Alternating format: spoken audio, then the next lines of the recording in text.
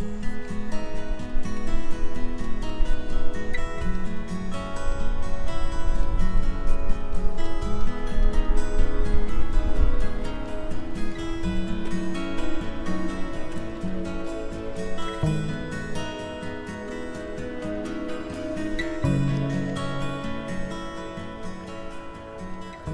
was watching this YouTube channel called Rebel Capitalist, and I believe the guy's name is George Hammond, which really kind of brought me back because I thought the guy that helped kick off Jurassic Park, you know, the guy that had the mosquito and a little ball of amber at the end of his walking cane, I thought his name was George Hammond, but I could be wrong. Either way, I think his name was Hammond, not necessarily George.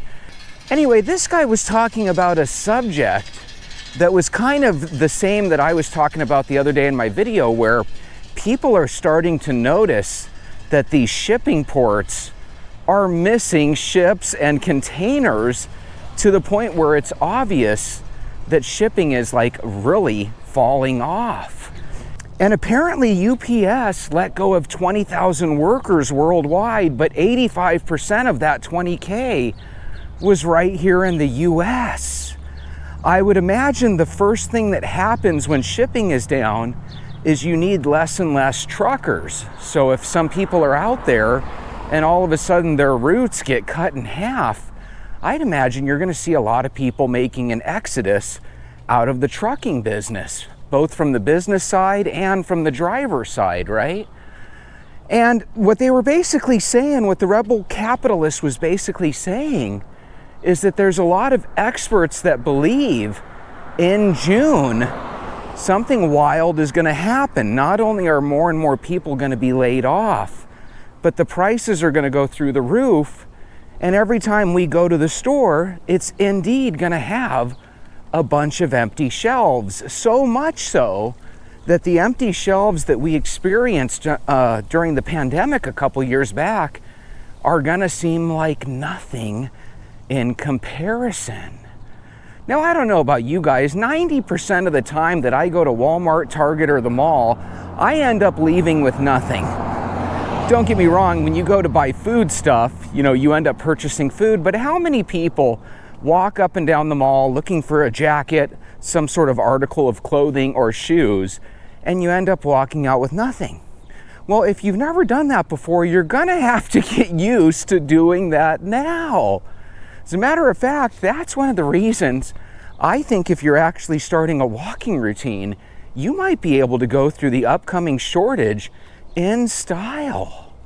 Number one, if we all decide, hey, we don't have the money to be spending as much of it as we have in the past, there's probably going to be some good that comes out of that. I think we all have a spending problem indicated by all the credit card debt that most Americans are in. I also think when it comes to buying products from China, it's not like every one of the products we buy have that much value. We buy a lot of trinkets and goofy things from China that I think we can do without. I think this is going to be one of those things that we're going to go into it thinking it's going to be miserable, and it might be very challenging for the next 6 to 12 months, but I think eventually it's going to lead to a lot of startup companies hiring a lot of people and ultimately producing a lot of goods here in the country. Now, whenever you hear on other videos or on the news, they make it sound like, oh my God, nobody's going to want to do these menial jobs. You don't know. Who knows? Maybe they're really going to be good paying jobs. Maybe they won't be as menial and mundane as they're making them out to be. But either way, I'm really fascinated that when I was watching this video and I was reading some of these comments on this guy's comment section, half the people legitimately think that starting in May and June, we're going to start seeing some major changes, not for the better, but for the worse in this country. Meanwhile, other people are like, you know what? We've been hearing about doom and gloom for the past 4 or 5 years in a row. Every time we hear about doom and gloom stuff, it's supposed to happen right around the corner, and that day never comes. What's interesting is I can remember back in 06 and 07, people were talking about how, hey, how far can the real estate market go? How overinflated can the prices on all these homes be? And then before you knew it, we were in a crisis where all of a sudden every house was for sale and none of them were selling. It was really, really something else, because I saw how it went from rumor and hearsay to actually occurring overnight. And God, guys, I was one of the victims back in 08. I lost my house to foreclosure because the arm hit me. My payment went from one payment, which was already astronomical, to all of a sudden it was just out of reach for me. And it was just a really blue, depressing time. But here was the one bit of solace that I had. I knew that there were millions of other Americans going through it. There were a lot of people that had real nice homes, and then before you knew it, they were going back to apartments. Here in Phoenix, we had a bunch of apartments that were like, hey, we're gonna put on specials. If you can't live in your house, come rent an apartment. And it was really cool because for the first handful of years, it seemed like every apartment had really good move-in specials. Now, I look at the cost of apartment living and it just seems astronomical. All right, let's read a couple of these comments. I thought these comments were really interesting. What I'm also finding interesting is, based on the creator in YouTube or TikTok, based on the creator, you see different types of listeners and viewers leaving different type of comments. When I watch Anton Daniels videos, his viewers leave incredibly hilarious comments. When I was reading these videos, they don't seem as hilarious. They seem a little bit more serious. Sandwich King Hikes says, whenever a crisis finally comes, we will all be saying about time. We've been waiting multiple years for the crisis that is always soon to come. Again, that reminds me of what we were saying back in 06 and 07. People kept saying, hey, this market's gonna pop, right? It's gonna burst and all the values of our houses are gonna fall, right? But yet they kept going up and up and up, and people kept buying. So we got this delusional idea that it was gonna keep going up forever. And then all of a sudden, 07, 08 happens, and all of a sudden people had all these houses for sale, but nobody was buying them. And I think that the market ended up being where a $250,000 home, it seemed like all of a sudden it was being sold for $160,000, $170,000. It was like a lot of houses and properties lost value overnight. At Peditor Veritatis says, the trucking industry always sees the first indicator of a slowdown. So you see how the first comment was like, hey, you guys are always telling us it's doom and gloom. That person hasn't really probably seen what happened back in 07 and 08. Maybe they were too young. Maybe their family was able to overcome it or didn't have any problems. They're under the impression that doom and gloom is just some strategy that people use to get you to click on their video, which is true. But I know the reality. Sometimes bad things happen to good people. Jorge Trader says, UPS laying off 20,000 drivers due to lower Amazon shipping demand. See, you can tell everybody till you're blue in the face that, oh, this is all doom and gloom. But if you're one of those 20,000 UPS drivers that got laid off, you're probably instantly starting to take a look at how much money you have in your savings account, and you're trying to do some math on how long you can manage to pay your bills, before you start going broke and in debt. In the meantime, the goal for most of those people is probably to put their resume, your CV out there for all to see, hoping that they can catch on somewhere else. But again, you're joining a job market where all of a sudden hundreds of thousands of people are joining the job market at the same time as you. Whether you get to keep your job or whether you lose your job, things are going to get more expensive. It might not be a bad idea to start saving a little bit more money than usual. I don't know what I would recommend you do with the money. I guess you could keep it hidden somewhere in your house, right? Just in case the banks shut down or whatever. But I think the number one thing that anybody could do that's probably not bad advice, regardless of how the economy's going, is I think we can all slow down a little bit on our excess shopping. What's the problem with that, Jesse? Well, Bob, the problem is if we all collectively say, hey, we're going to quit shopping for this stuff, then all of a sudden the economy does slow down. So it's kind of like you're damned if you do, damned if you don't, right? If you all stop shopping, you'll have more money in your pocket. But if more money's in your pocket, it means nobody's out there shopping, which means layoffs are going to go up. At Tater Squad 2000, that's a great name. Tater Squad 2000 says, we were a Wile E. Coyote standing on air for the past year, and I think we all just looked down. I love that visual right there, guys. Picture Wile E. Coyote. He's chasing after Roadrunner. Roadrunner moves out of the way the last second, and all of a sudden Wile E. Coyote's sitting there elevating above the Grand Canyon. He thinks he's okay, but then he looks down and all of a sudden he falls down to his peril. Now the good news about Wile E. Coyote is apparently he was immortal because he always kept coming back for more, right? He was the original Michael Myers, if you think about it. But that is kind of what I think's happening as well.